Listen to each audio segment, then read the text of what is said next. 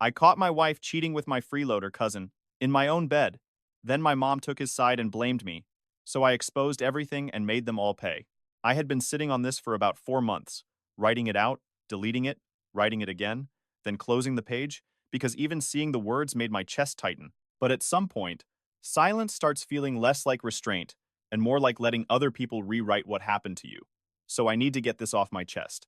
My name is Garrett. I am 39 years old, and I am a PE licensed fire protection engineer.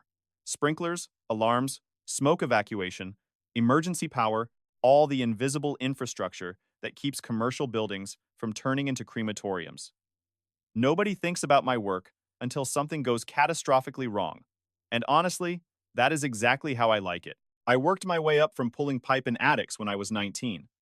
Every dollar I have, I earned. Nobody handed me anything. The house was mine, a 4-bedroom craftsman I bought 3 years before I even met my wife, Nadine. Paid off. My name on the deed from day one. Now let me introduce you to my cousin, Kellen. He is on my mom's side, my aunt's golden child. 29 years old, with the resume of a high school sophomore and the confidence of a Fortune 500 CEO. Chronically unemployed, never without a business idea. Drop shipping, the usual internet hustles, a podcast with 11 downloads, 3 of which were probably his mother. He called himself a future entrepreneur. Everyone else called him a professional couch surfer. The pressure campaign started in June. Kellen had been kicked out of his last situation, a buddy's apartment where he had overstayed by 4 months and allegedly clogged the plumbing by flushing protein shake bags down the toilet. My aunt called my mom crying. My mom called me, then my aunt called me directly, then my uncle, then another cousin, then my mom again. Family helps family, Garrett. He just needs 2 weeks to get back on his feet. You have that big house, and it is just you and Nadine. You have the room. What kind of man turns away blood? I said no 4 times. Nadine, my wife, a self-described social media marketing consultant who ran a lifestyle Instagram with 1,200 followers and pulled in maybe $800 a month, said yes, behind my back. She told my aunt he could stay in the spare room. When I found out, she hit me with, "It is my home too, Garrett. I am not going to let your family think we are selfish." He arrived on July 1st with 2 duffel bags, a gaming monitor, a mini fridge full of energy drinks, and a tub of creatine the size of a paint bucket. He was supposed to stay 2 weeks. 2 weeks turned into 3. 3 turned into 6. By mid-September, Kellen had turned my spare room into a frat house. His gaming rig ran until 4 in the morning, loud enough to hear through the floor. My hoodies started disappearing from the closet. My good cologne was half empty in his room. He was using my razor, and he would put it back wet without a word. The man treated my house like an all-inclusive hotel with no checkout date. But the thing that really got under my skin was not even the mess. It was the flirting. He flirted with everything that moved. Waitresses, baristas, the neighbor's wife, Nadine, the inside jokes I was not included in. The little looks between them that stopped the second I walked into the room. I told him once to dial it back. He laughed it off and said, "Relax, bro.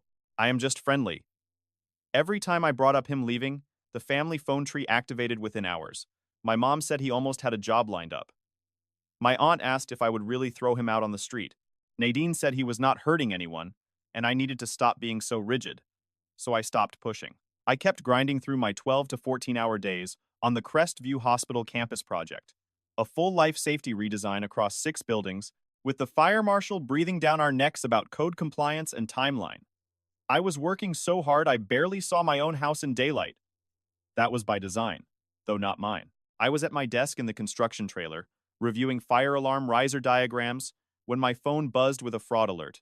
One of my credit cards, an older one I barely used and kept in a kitchen drawer for emergencies, had just been charged $47.83 at a pizza delivery place.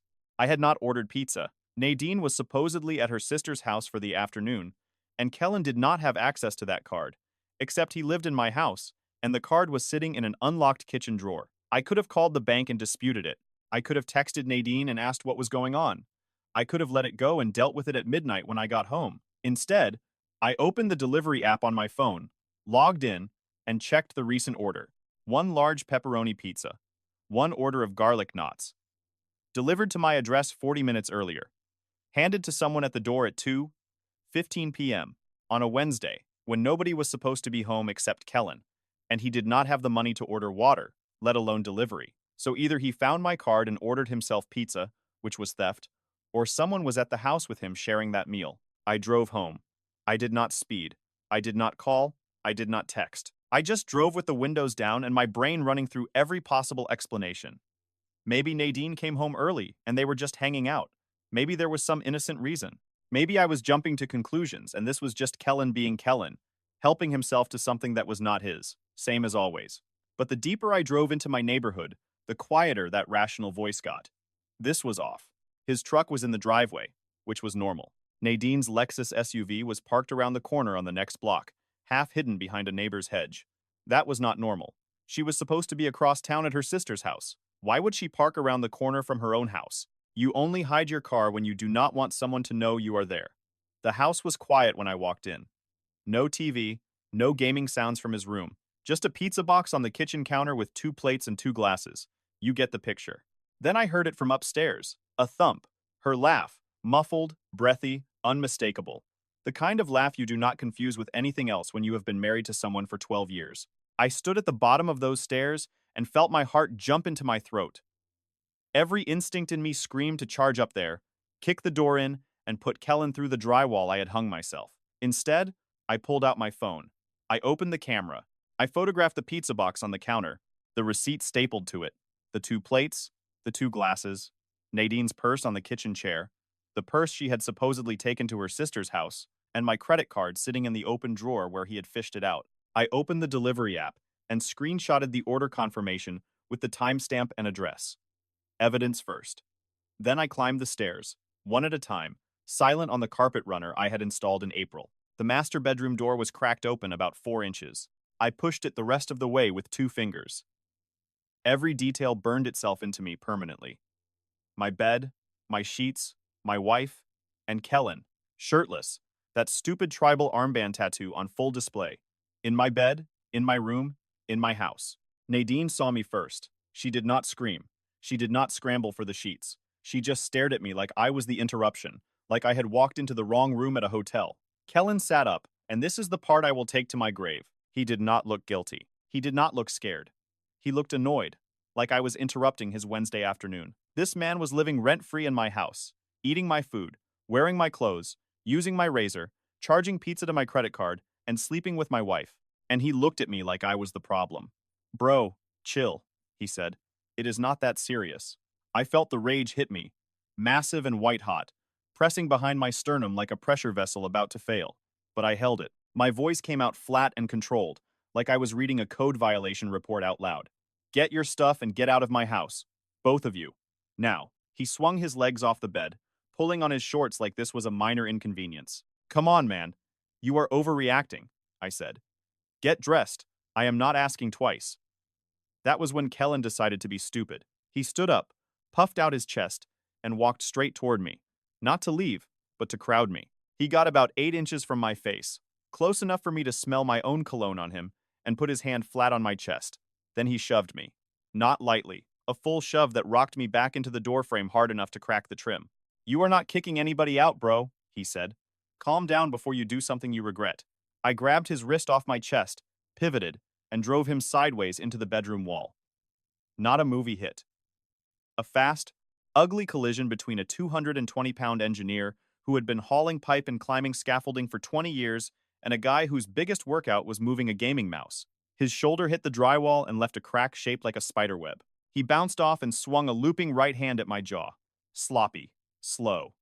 I stepped inside it, caught it on my forearm, and put a short right into his ribs that folded him in half. He doubled over, staggered into the dresser, and knocked it sideways.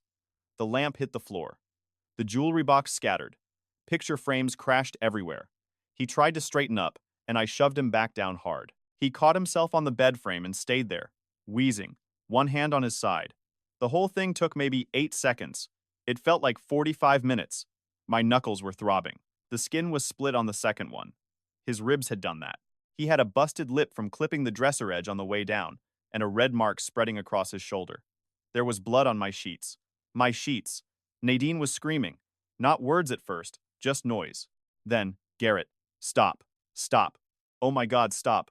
I was not touching anyone. I was standing in my own bedroom, breathing hard, looking at Kellen crumpled against the bed frame he had helped himself to. Get up, I said. Quietly. That was worse than yelling, and they both knew it. He looked up at me, and the cockiness was gone, completely erased. Something I had never seen on him before crossed his face, like he had just figured out that the quiet guy who paid for everything had a line, and he had blown right past it. Get your stuff. You have 5 minutes. Anything still in this house after that goes on the lawn. Garrett, Nadine started, clutching my bathrobe around herself. 4 minutes and 50 seconds, Kellen scrambled. I will give him that. The man moved faster than he had in 3.5 months of living under my roof. He crammed clothes into a duffel bag, grabbed his gaming headset, scooped up shoes, hands shaking, lip dripping red onto the carpet.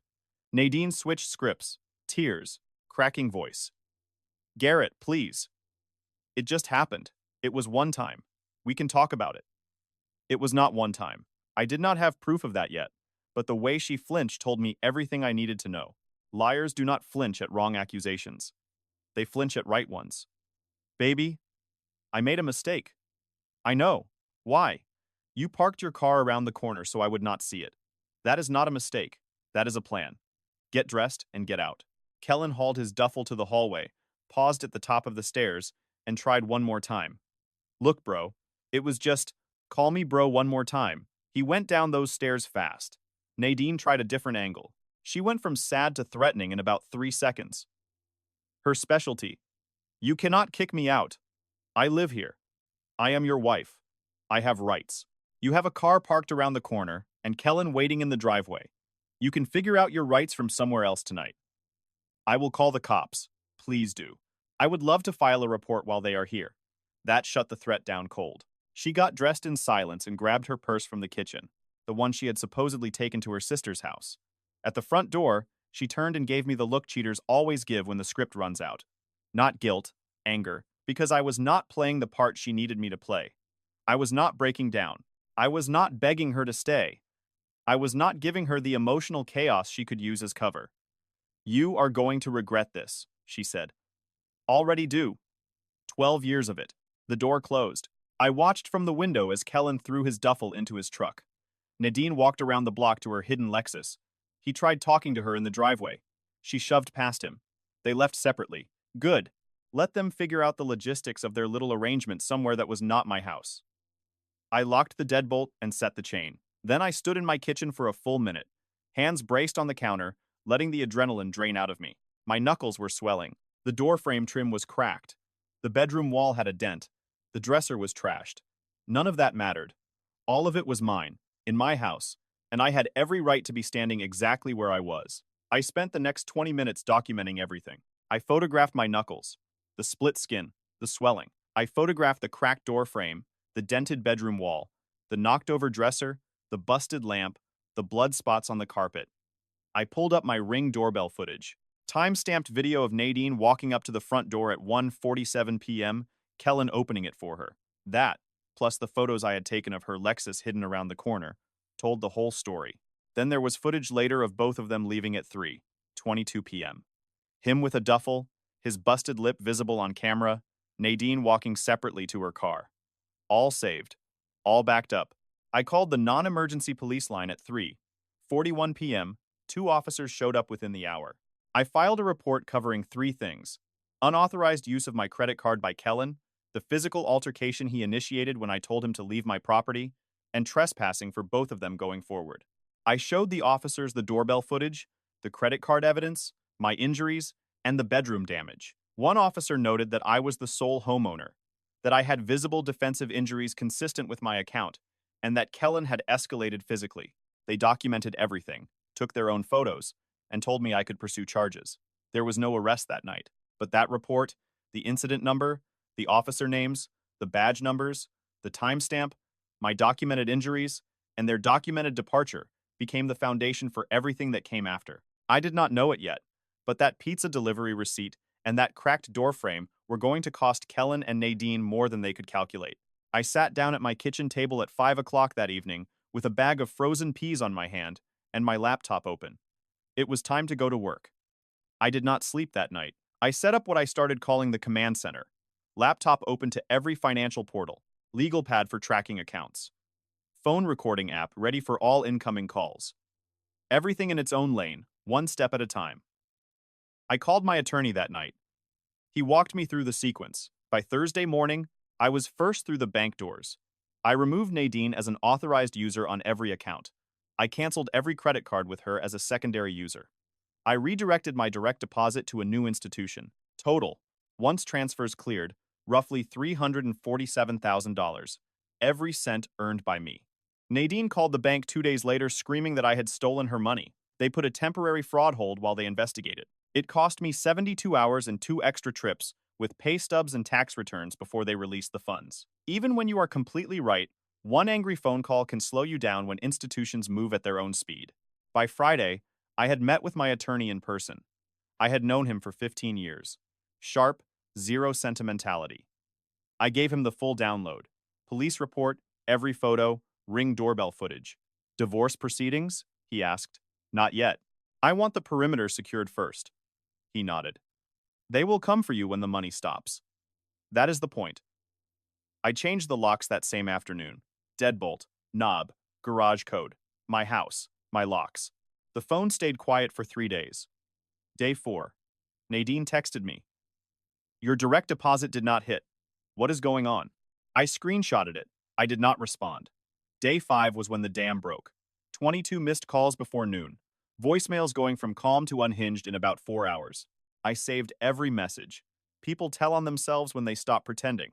By afternoon, Nadine and Kellen showed up at the house I had changed the locks on. The Ring doorbell caught everything. Nadine tried her key, realized it did not work, and started pounding on the door. Kellen stood behind her in gym shorts and slides. Open the door, bro. Let us talk like men. I was sitting at my kitchen table, 15 feet from the front door, a bag of frozen peas on my still swollen hand, watching the whole thing on the Ring app in real time.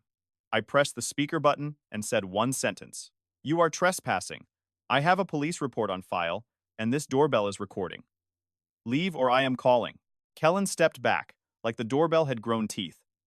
Nadine kept going for another 2 minutes. Threats, sobbing, the whole rotation. Then a neighbor across the street came out onto his porch. She saw the audience and dialed it down. They left.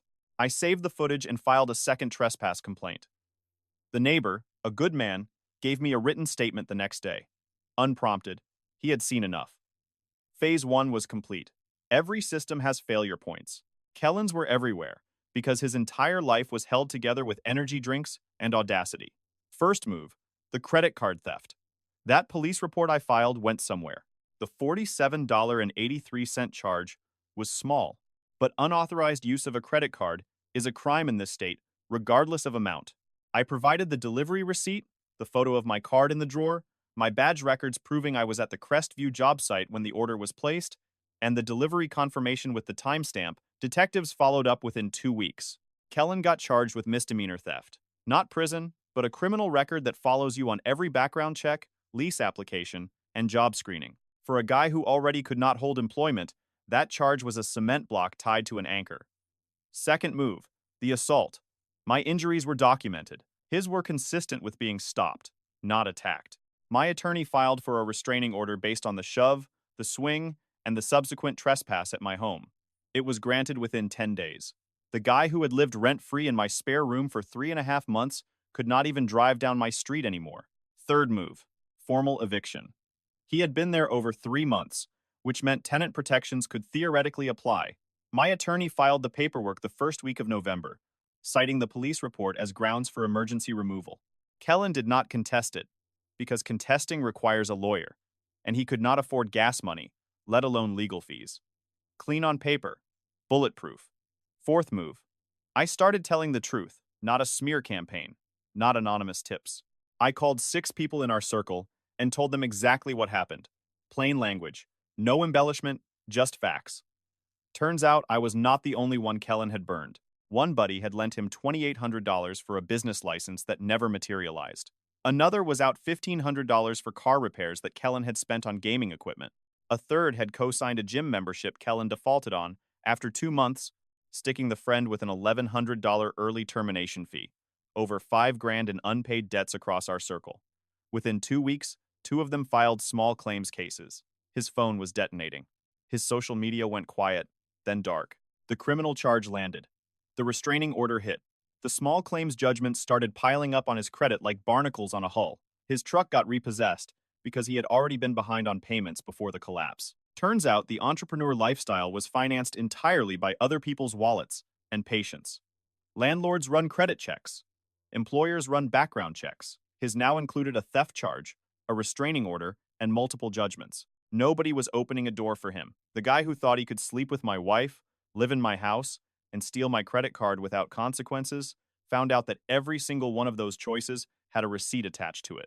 Last I heard from a cousin who still talks to me, Kellen ended up back at his mother's house, 30 years old, in his childhood bedroom, working part-time at a warehouse for barely above minimum wage. The future entrepreneur, answering to a shift supervisor, and clocking in at 5 in the morning. May the force be with you, buddy. You are going to need it. I did not hack anything. I did not stalk anyone.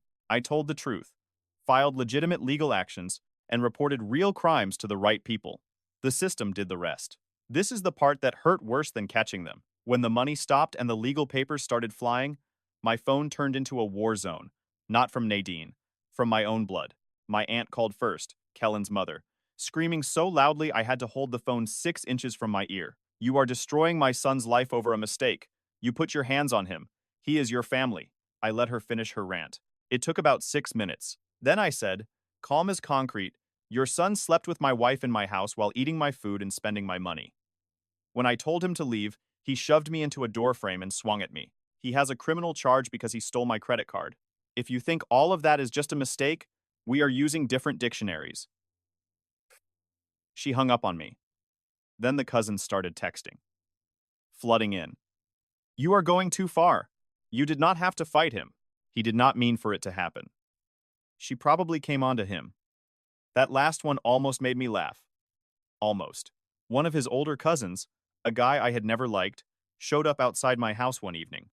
He did not ring the bell. He just stood on the sidewalk, arms crossed, trying to look intimidating.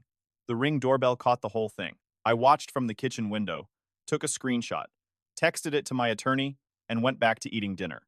My lawyer sent a trespass warning to him the next day. He never came back.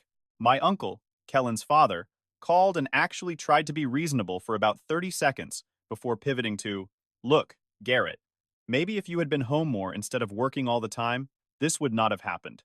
I hung up. First time I had ever hung up on a family member in my life. Honestly, I should have done it years ago. A week later, my aunt and 2 of her kids showed up at my dad's house. Not mine, my dad's. They screamed at him in his own driveway for raising a violent, heartless son. My dad, a man who had never raised his voice in 67 years of living, walked inside and locked the door. He called me that night. I am done, Garrett. I am done with all of them. But the worst was my mom, my own mother. She called the night the trespass warnings went out and told me I was heartless. She said I was ruining a young man's future over jealousy and that I had assaulted Kellen instead of handling it like an adult. When I pointed out that her nephew had been sleeping with her daughter-in-law in her son's own bed for weeks and then shoved me when confronted, she said something I will never forget.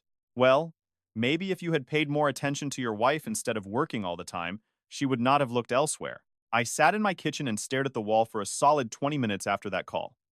Let that sink in for a second. My own mother, the woman who raised me, told me the affair was my fault and took her nephew's side over her own son. Not because she believed it, but because her sister was in her ear, and my mom had never once in her life been able to stand up to that woman. My dad called me the next morning, quiet and measured. I heard what your mother said to you last night. I want you to know I do not agree with a single word of it. Thanks, Dad. I have been watching her enable your aunt's family for 35 years. Her nephew, his brother. Your aunt's spending. Your mother writes checks with my money to bail them out, and I have been too passive to stop it. That ends now. 2 weeks later, Dad moved out. He filed for divorce within the month. 41 years of marriage, and Mom's decision to side with the guy who wrecked her son's home was the straw that finally broke it. Dad told me later it was not just this. It was 35 years of watching her bail out her sister's family, write checks behind his back, take their side in every single conflict, and treat his feelings as optional. My situation was just the one that made him realize it was never going to change. Dad got an apartment 15 minutes from mine. We started having dinner every Thursday. He told me he should have done it years ago. He said watching me refuse to fold gave him the push he had been missing for decades. Mom tried calling me 3 times after that. I let every call ring out to voicemail. Her messages got progressively more desperate. First angry, then guilty, then pleading. She never once apologized for what she said. She just kept insisting I was tearing the family apart. When the family tore itself apart the second her nephew climbed into my bed, I blocked my aunt. I blocked 3 cousins. I kept dad and 1 cousin who had stayed neutral. The family tree got pruned hard that fall, and I held the shears. While the family drama exploded, Nadine launched her own war. She was not stupid, manipulative, self-centered, unable to own up to anything if her life depended on it, but not stupid. First, she hired a lawyer. Not a great one. A guy who mostly handled DUIs and fender benders, but aggressive and cheap. He filed an emergency motion for temporary spousal support, claiming I had unlawfully locked the respondent out of the marital home and unilaterally severed all financial support, leaving the respondent destitute. He also filed to compel me to grant Nadine access to the home or cover her alternative housing costs. The judge granted temporary support at $2,200 a month. That stung. The housing access motion was denied because the house was my separate property and the police report documented grounds for the removal. But the judge noted he would revisit it if needed. Setback number 1. Second came the restraining order play. In mid-November, about 5 weeks after the confrontation, Nadine filed for a temporary protective order against me. She claimed I had been violent, threatening, and intimidating, citing the confrontation with Kellen as proof that I was dangerous. The order was granted ex parte. The judge signed it on her word alone before I could respond. I got served at my office on a Thursday morning. I had to surrender my concealed carry permit and stay 500 feet from the house I owned. My attorney filed opposition the same day. The hearing was set for the following Tuesday. 5 days walking around with a restraining order on my record that I did not earn. Those were among the worst days, not because of the restriction itself, but because of what it represented. My name in a protective order database, my project manager getting a courthouse call, the look on his face when I had to explain. At the hearing, my attorney took it apart in 20 minutes. He played the Ring doorbell footage, Nadine walking up to the front door alone at 1:47 p.m. My cousin Kellen letting her in, the whole thing time-stamped. Then he presented my photos of her Lexus hidden around the corner, proving the visit was premeditated. Then the footage of Nadine and Kellen pounding on my door after the locks had been changed, with his threats on camera. He presented the original police report documenting Kellen's assault on me, my defensive injuries, and his initiation of violence. He submitted my clean record, 0 prior incidents, 0 threatening communication. Nadine's lawyer tried spinning the confrontation as proof of volatility. My attorney pointed out that a homeowner defending himself against assault in his own bedroom after discovering an affair was not volatility. It was a Tuesday in this state's castle doctrine.